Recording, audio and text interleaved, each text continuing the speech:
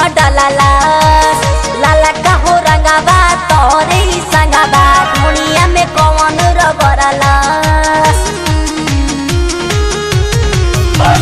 सुना मोरे रंगिया चोलिया में पनिया ससुरा में कौन हडलाला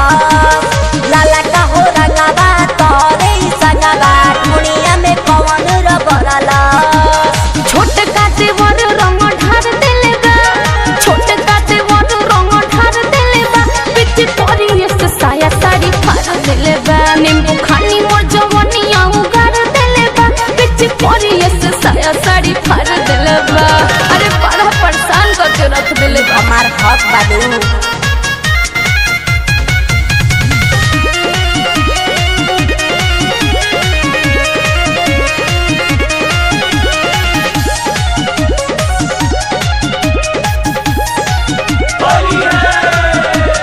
फागुन में औरी का कोइलो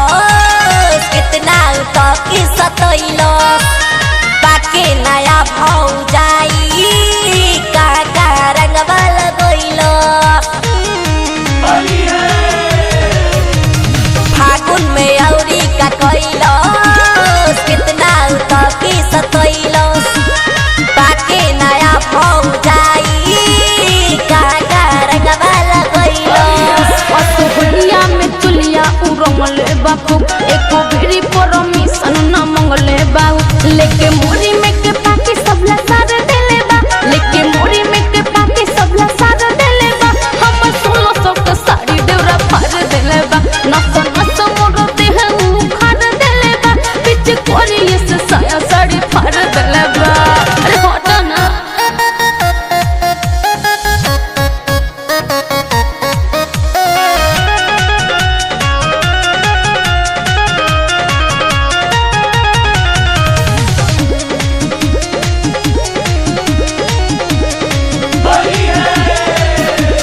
लाल सरबन का बारे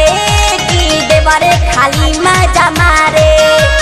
जाला परदेश न कमाए की पड़ल रहू तोहरे कपारे हरी लाल सरबन का बारे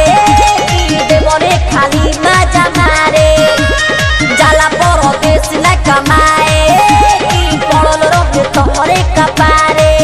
नाही घरे बाड़े अरे अन्न सैयानु हो रोज प्रीतम दबावे करी हैयानु हो जगत दिवस